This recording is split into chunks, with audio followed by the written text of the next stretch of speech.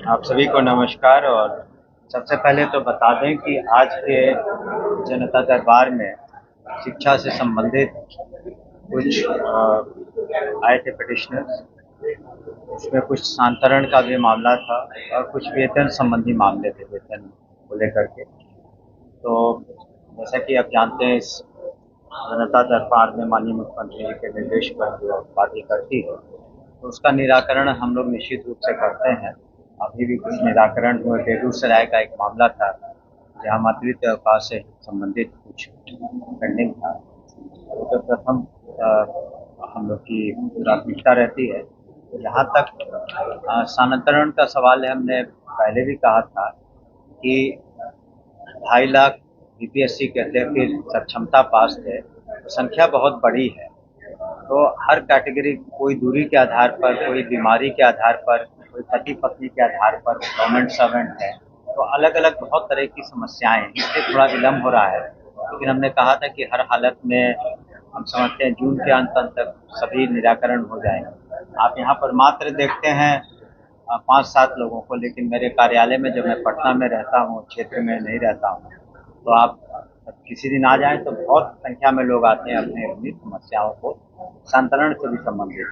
तो हम लोग कोशिश कर रहे हैं कि अधिक से अधिक जो शिक्षक हैं, शिक्षिकाएं हैं, उनका जो भी समस्याएं हैं, 100% तो सेटिस्फैक्शन पूरे आंसर में नहीं हो पाएगा, लेकिन हम समझते हैं कि अधिकांश शिक्षक और शिक्षिकाओं का जो अनुकूल उनके कार्य हम लोग कर रहे हैं। साथ ही आपको बता दें कि हम लोगों ने अपने पदाधिकारी को बीपीएससी भेजा था और शीघ्र ही बीपीएससी चुनाव करने जा रही है। स्पेशल टीचर्स का, जो दिव्यांग छात्र छात्राओं को पढ़ाएंगे, उसकी संख्या वैसे टीचरों की 7,000 से ज़्यादा है। और अनुकंपा पर भी 6,421 जो है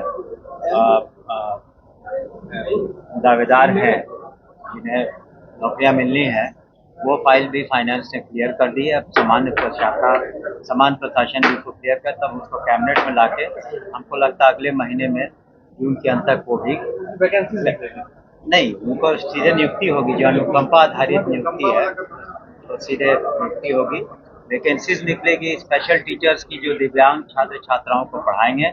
और वैसे हम लोगों ने 7,000 से ज्यादा उसकी वैकेंसी जून में हो जाए, जून में ये हो जाए। वो हमको लगता है वो बीपीएससी पर निर्भर करता है, लेकिन जून में उसका पेपर में आ जाएगा। अच्छा, अभी आपने वेतन को लेकर कहा कि काफी वेतन बकाया है, बात कर रहे हैं। इसका कारण है कि देखिए, बहुत तरह के 1995-90 के दशक में बीपीएससी के थ्रू हुए कि विशिष्ट शिक्षक बने, जो पहले पंचायती राज व्यवस्था में थे, तो वो अब सरकारी सेवक हुए, बीपीएससी हुए, हेड मास्टर्स हुए, जो प्रधान अध्यापक, प्रधान शिक्षक हुए, तो पदाधिकारी हुए। तो बहुत तरह के यहाँ पर महकमे में लोग हैं।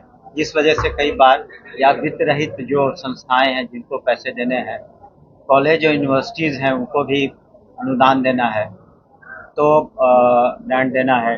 लेकिन साथ ही आपको बता दें कि धीरे धीरे हम लोग जो ड्रेसेस का, मैंने पिछले बार भी बताया था कि जो यूनिफॉर्म्स हैं उसके पैसे भी हम लोग डीबीटी कर रहे हैं। स्नातक और जो +2 वाले छात्र छात्राएं हैं, उनका भी हम लोग, जो फर्स्ट डिवीजन से पास की हैं छात्राएं, उनका भी हम लोग डेबिट कर रहे हैं।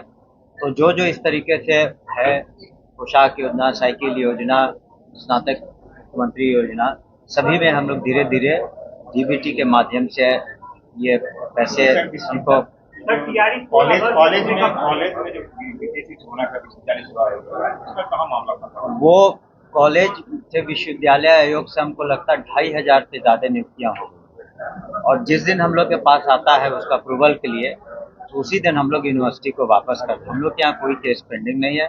जो और नियुक्तियाँ होनी है यूनिवर्सिटी कमीशन से होनी है, जो सिलेक्शन कमीशन है, उसमें 2,500 से ज़्यादा नियुक्तियाँ डायरेक्ट असिस्टेंट प्रोफेसर में हो गई। और आप लोगों ने पिछले 2 दिनों पहले Lalit Narayan Mishra institute for economic development and social change में बहुत दिनों बाद 24 असिस्टेंट प्रोफेसर की नियुक्ति माननीय मुख्यमंत्री के कर कमलों द्वारा हुई। तो वहाँ भी हम समझते हैं सुचारू रूप से अब पढ़ाई होगी।